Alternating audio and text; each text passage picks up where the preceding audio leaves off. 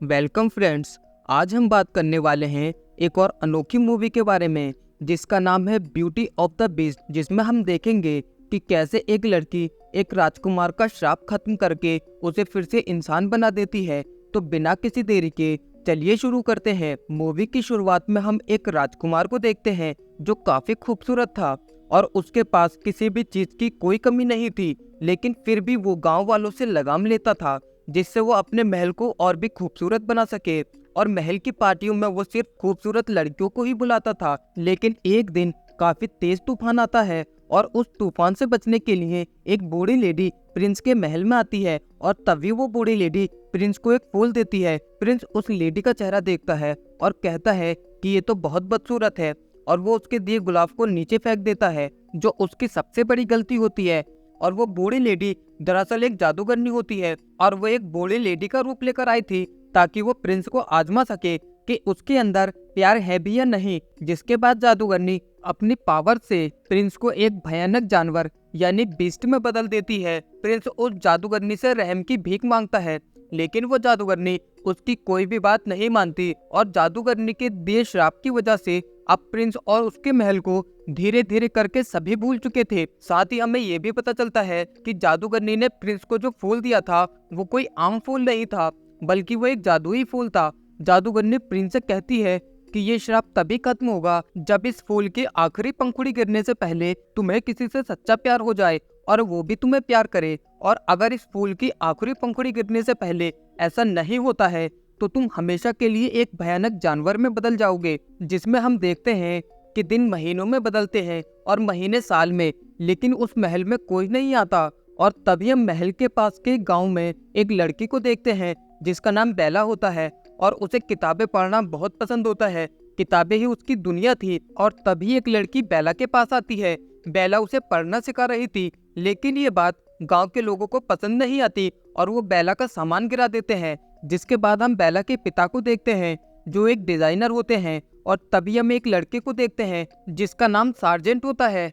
Sergeant पहले एक सिपाही था और तभी हमें पता चलता है कि सार्जेंट बेला को काफी पसंद करता है और वो उसे हर कीमत पर अपना बनाना चाहता था। लेकिन बेला उसे बिल्कुल पसंद नहीं करती थी, मगर सार्जेंट बेला को हर कीमत पर अपना बनाना चाहता था और उससे शादी करना चाहता था, जिसके लिए वो काफी कोशिश करता है, लेकिन उसकी कोशिश का कोई भी फायदा नहीं होता। फिर एक दिन बेला के पिता जंगल के रास्ते कहीं जा रहे थे और तभी अचानक से एक पेड़ में आग लगती है जिससे उनका रास्ता ब्लॉक हो जाता है। और तभी बेला के पिता को एक दूसरा रास्ता दिखाई देता है जिस पर वो आगे बढ़ जाते हैं। और थोड़ी दूर चलने के बाद वो देखते हैं कि बर्फ गिर रही थी। वो ये देखकर हैरान थे क्योंकि उस टाइम जून का महीना था। और तभी उन्हें आवाज आती है और जैसे ही वो ऊपर देखते हैं तो वो देखते हैं कि उनके चारों तरफ भेड़िए थे। बेला के पिता अपनी जान बचाने के लिए वहां से भागने लगते हैं, साथ ही भेड़िए भी उनका पीछा करते हैं। और तभी वो एक गेट से अंदर जाते हैं, जिसके बाद भेड़िए उनका पीछा छोड़ देते हैं।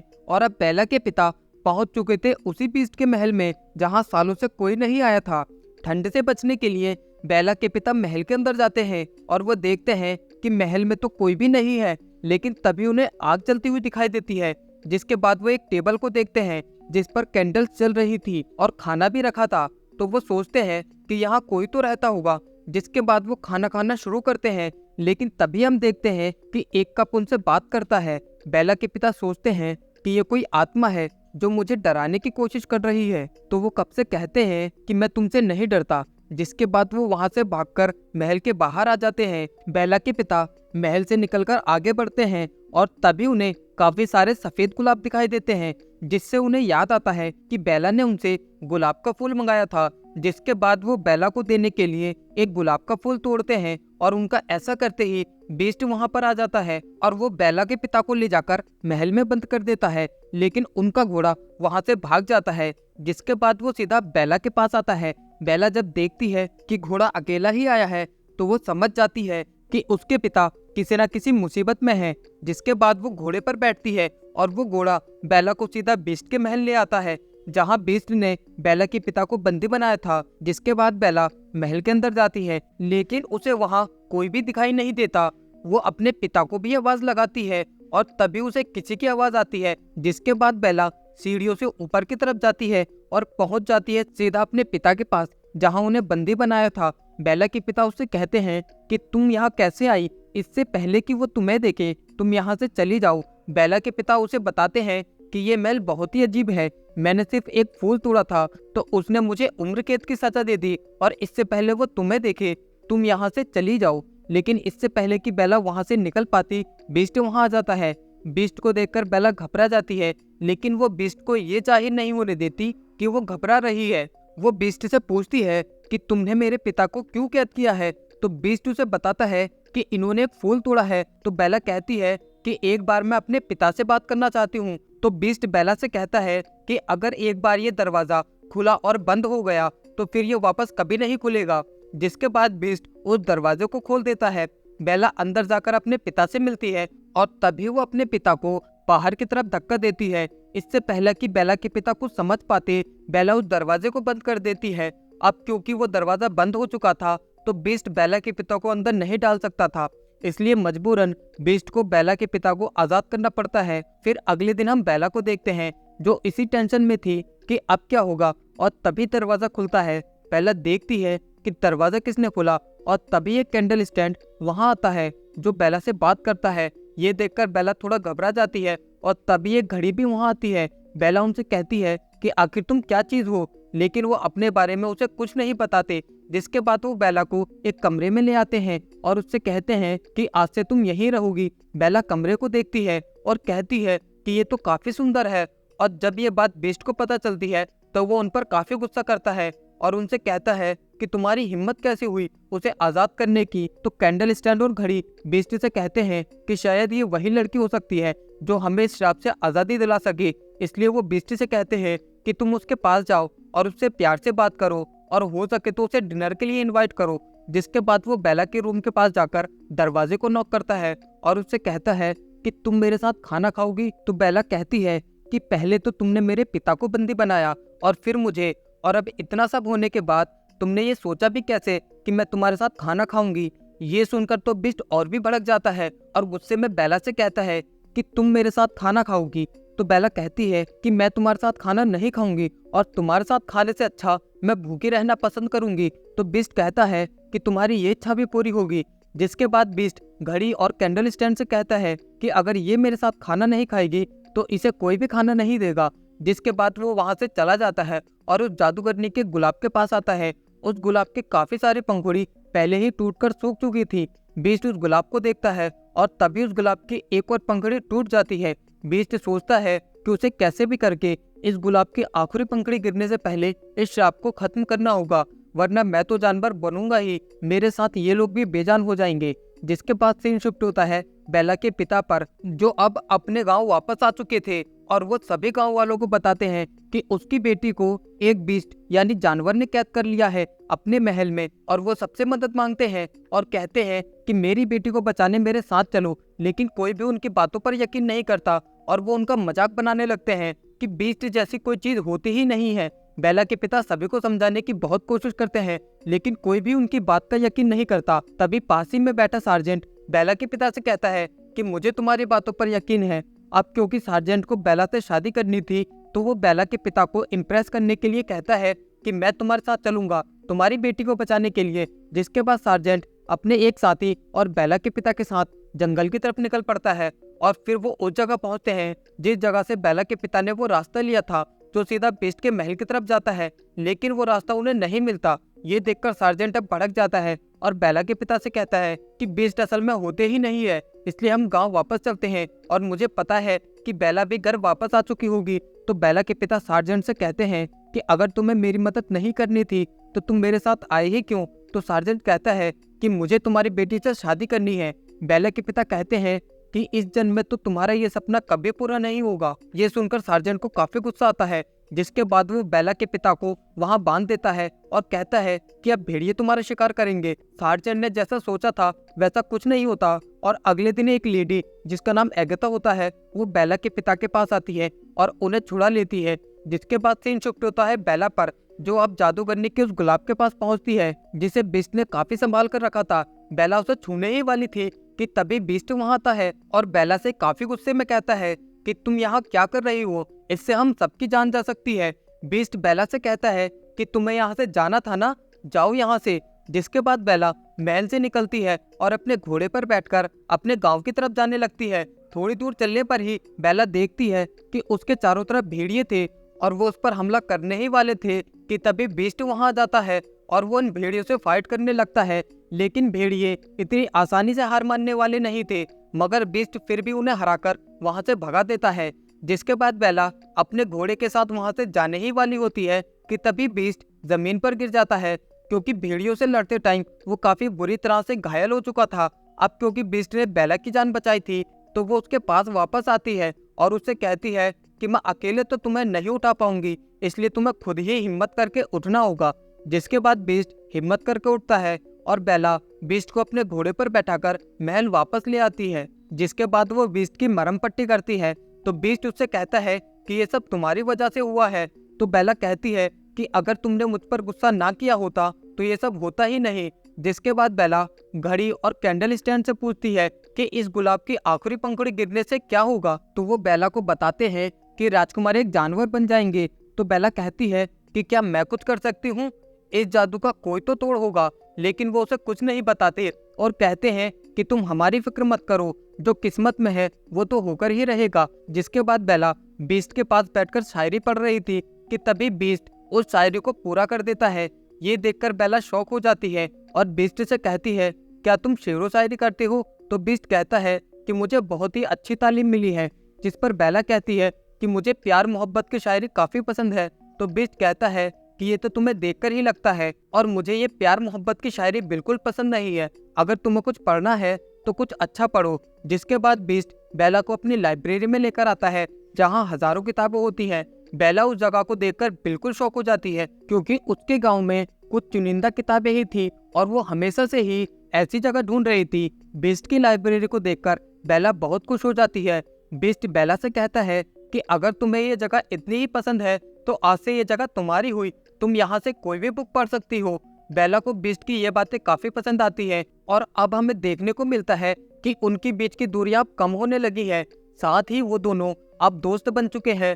वो दोनों एक साथ घूमने जाते, एक दूसरे को कहानी सुनाते और साथ ही बीस्ट बेला के लिए गाना भी गाता है, जिससे बेला काफी खुश होती है। और साथ ही अब वो दोनों एक दूसरे के साथ खाना खाते हैं। जिसके बाद बीस्ट बेला को एक बुक दिखाता है जो उसे जादूगरनी ने दी थी। बीस्ट बेला से कहता है कि इसकी मदद से तुम कहीं भी जा सकती हो। बेला अपनी माँ को देखना चाहती थी, इसलिए वो समय में पीछे आती है और तब उसे पता चलता है कि उसकी माँ को प्लेग हो गया था और इसीलिए बेला की मॉम ने उसे अपने से दूर किया था और उसके पिता से कहा था कि इसे यहाँ से दूर ले जाओ, कहीं ये बीमारी इसे भी न लग जाए। ये देखकर बेला को काफी दुख होता है, क्योंकि उसे इसके बारे में पता नहीं था और ना ही उसके पिता ने उसे ये बात बताई थी। जिसके बाद वो दोनों वापस आ जाते हैं। जिसके बाद बीस्ट के सभी साथी उससे कहते हैं कि तुम्हें अब अपने प्यार का इजहार कर देना चाहिए। तो बीस्ट उनसे कहता है कि वो कभी मुझसे प्यार नहीं करेगी, लेकिन वो सभी उसे कन्विंस करते हैं कि तुम उससे कहो कि तुम्हारे दिल में उसके लिए प्यार है।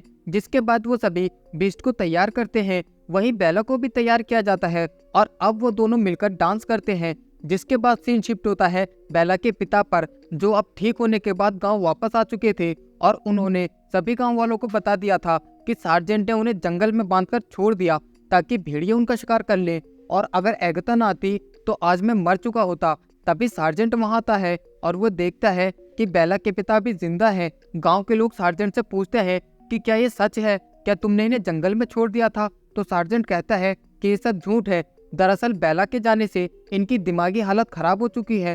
तो बेला के पिता कहते हैं कि एगता को सब पता है। तो सार्जेंट कहता है कि एगता को काफी पहले गांव से निकाल दिया गया था, इसलिए इसकी गवाही मायने नहीं रखती। और सार्जेंट का साथी भी वहां पर झूठ बोल देता है। वो कहता है कि सार्जेंट सही बोल रहा है, लगता है इनके ऊपर कोई शैतानी साया है। और अब सभी गांव वाले बेला के पिता को शक की निगाहों से देखने लगते हैं। वहीं बेला और बीस्ट अभी भी डांस कर रहे थे, जिसमें वो दोनों काफी खुश थे। बीस्ट कहता है कि मैंने काफी सालों में आज डांस किया है और मैं इस एहसास को भूल ही गया था। तभी बेला बीस्ट से कहती है कि मुझे डांस मेरे पापा ने सिखाया है। तो बीस्ट बेला से कहता है कि क्या तुम्हें उनकी याद आती है? तो बेला कहती है कि हाँ।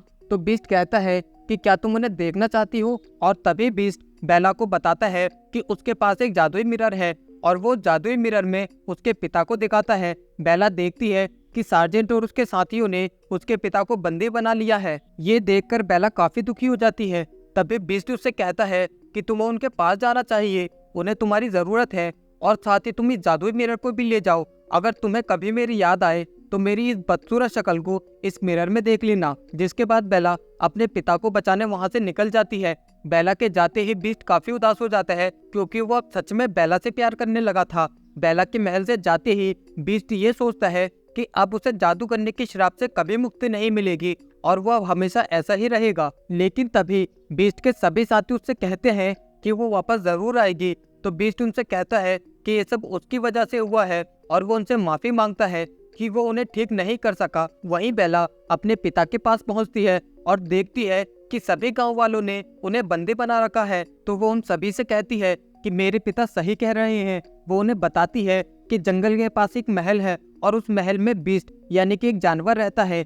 लेकिन गांव वालों को बेला की बातों पर यकीन नहीं होता और तभी बेला बीस्ट के दिए जादुई मिरर में उसे दिखाती है। बीस्ट को देखकर सभी गांव वाले डरने लगते हैं। तो बेला उनसे कहती है कि आपको उससे घबराने की जरूरत नहीं है, वो दिल का बहुत ही अच्छा है और वो किसी को भी नुकसान नहीं पहुंचाएगा, क्योंकि मैं अभी उसी महल से आ रही हूँ। बेला की बातें सुनकर सार्जेंट समझ जाता है कि बेला के मन में उस बीस्ट के लिए सॉफ्ट फीलिंग है और कहीं ना कहीं वो उसे पसंद करने लगी है, और इसलिए अब वो गांव वालों को भड़काने लगता है कि उस बीस्ट ने बेला के ऊपर काला जादू किया है, इसलिए इसे भी इसके पिता के साथ बंदी बना दो। सार्जेंट गांव वालों से कहता है कि अगर हमने उसे जल्दी ही नहीं रोका तो वो हमारे गांव में भी आ जाएगा और हम सभी को मार देगा। बेला गांव वालों से कहती है कि ऐसा कुछ नहीं होगा, वो दिल का बहुत ही अच्छा है। लेकिन तब तक गांव वाले सार्जेंट की बातों में आ चुके थे।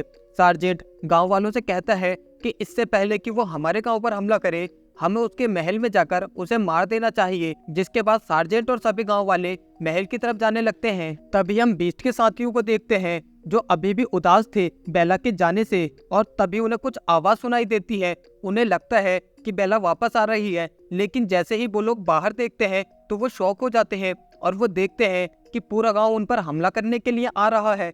घड़ी ये बात बीस्ट को जाकर बताता है कि गांव वाले हम पर हमला करने के लिए आ रहे हैं। तो बीस्ट कहता है कि अब इससे कोई फर्क नहीं पड़ता, उन्हें करने दो जो वो करना चाहते हैं। वहीं गांव वाले भी महल के अंदर पहुंचते हैं, लेकिन तभी बीस्ट के सभी साथी गांव वालों को रोकने के लिए उन पर हमला कर देते हैं। गांव वाले समझ नहीं पा रहे थे कि ये सब क्या हो रहा है, क्योंकि ये सभी चीजें तो बेजान थी। बीस्ट के साथी पूरी ताकत से गांव वालों का सामना करते हैं, जिसके बाद सभी गांव वाले महल से बाहर आने लगते हैं। वहीं बेला भी अब अपने घोड़े पर बैठकर महल के लिए निकल जाती है, और जैसे ही वो महल के पास पहुंचती है तो वो देखती है कि सभी गांव वाले महल से बाहर आ रहे हैं। वहीं सार्जेंट भी अब बीस्ट के पास पहुंचता है और उससे जाकर कहता है कि कहीं तुम बेला से प्यार तो नहीं करने लगे थे, क्योंकि उसी ने मुझे और बाकी के गांव वालों को तुम्हें मारने के लिए भेजा है। बेला के जाने से बीस्ट काफी उदास था और तभी सार्जेंट बीस्ट पर गोली चलाता है, जिससे बीस्ट नीचे की तरफ गिरने लगता है। लेकिन तभी वो एक दीवार को पकड़ता है। सार्जेंट फिर से बीस्ट पर गोली चलाने वाला होता है, लेकिन तभी बेला वहां आती है और सार्जेंट को ऐसा करने से रोकती है। वो सार्जेंट का हाथ पकड़ती है और इतने में ही सार्जेंट नीचे की तरफ गिर जाता है और इसी के साथ उसके हाथ से उसकी गन भी छूट जाती है। बीस्ट ऊपर आने की कोशिश करता है और तभी बेला उसे आवाज देती है और उससे कहती है कि मैंने गांव वालों को रोकने की पूरी कोशिश की, लेकिन उन्होंने मेरी बात का यकीन नहीं किया। बेला को वहां देखकर बीस्ट काफी खुश होता है और उसके अंदर एक अलग ही ताकत आ जाती है, जिसके बाद वो सार्जेंट का मुकाबला करने के लिए जाता है और सीधा सार्जेंट के पास जाता है और उसे पकड़कर हवा में लटका देता है। बीस्ट सार्जेंट को नीचे फेंकने ही वाला होता है, तभी सार्जेंट बीस्ट से कहता है कि दरिंदे मेरी जान बख्श दो, और तभी बीस्ट सार्जेंट से कहता है कि मैं दरिंदा नहीं हूँ, और इसी के साथ वो सार्जेंट को छोड़ देता है और उससे कहता है कि चले जाओ यहाँ से। जिसके बाद बीस्ट बेला के पास आता है, लेकिन तभी मौका देखकर सार्जेंट बीस्ट पर गोली चलाने लगता है, जिससे बीस्ट काफी बुरी तरह घायल हो जाता है। लेकिन तभी सार्जेंट जिस जगह पर खड़ा था वो जगह टूट जाती है, जिससे सार्जेंट नीचे की तरफ गिर जाता है। वहीं बीस्ट की हालत भी अब काफी नाजुक थी और अब वो अपनी आखिरी सांसें गिन रहा था। बेला बीस्ट से कहती है कि अब मैं हमेशा के लिए तुम्हारे पास आ चुकी हूँ और मैं अब तुम्हें कभी छोड़कर नहीं जाऊंगी। तो बीस्ट कहता है कि अब मेरा जाने का समय आ गया है। तो बेला कहती है कि तुम्हें कुछ नहीं होगा, तुम बिल्कुल ठीक हो जाओगे। और तभी हम देखते हैं कि उस फ्लावर की आखिरी पंखुड़ी भी टूटकर गिर जाती है और उसके गिरते ही बीस्ट बिल्कुल बेजान पड़ जाता है और साथ ही बीस्ट के सभी साथी एक एक करके बेजान हो जाते हैं। बीस्ट की ऐसी हालत देखकर बेला की आंखों से आंसू गिरने लगते हैं और वो अपने प्यार का इजहार करती है। वो बीस्ट से कहती है कि वो उससे प्यार करती है और जिसके बाद वो बीस्ट को किस करती है। और तभी हम देखते हैं कि एगाथा भी वहां आ जाती है, जिसे गांव वालों ने गांव से निकाल दिया था। और इसी के साथ हमें पता चलता है कि एगाथा कोई और नहीं बल्कि वही जादूगरनी थी जिसने बीस्ट को श्राप दिया था। और अब एगाथा देखती है कि बीस्ट को बेला से प्यार हो जाता है और बेला भी बीस्ट को प्यार करने लगती है। मतलब कि अब एगाथा का श्राप खत्म हो जाता है। और तभी हम देखते हैं कि बीस्ट के चारों तरफ एक जबरदस्त रोशनी होती है, जिसके बाद बीस्ट अपने असली रूप में वापस आ जाता है। बेला देखती है कि बीस्ट एक बहुत ही सुंदर प्रिंस है और वो दोनों एक दूसरे को देखते हैं, गले मिलते हैं और एक दूसरे को किस करते हैं। साथ ही बीस्ट के जितने भी साथी थे वो भी एक एक करके अपने असली रूप यानी इंसानों में बदलने लगते हैं, जिससे अब सभी काफी खुश होते हैं। और जिसके बाद प्रिंस और बेला मिलकर सभी के साथ डांस करते हैं और इसी हैप्पी एंडिंग के साथ ये शानदार मूवी यही खत्म हो जाती है। गाइस, आपको ये मूवी कैसी लगी मुझे लाइक कमेंट करके ज़रूर बताएं। और अगर आप मेरे चैनल पर नए हैं तो चैनल को भी सब्सक्राइब कर दें। मिलते हैं ऐसी और अमेजिंग मूवी के साथ। Thank you.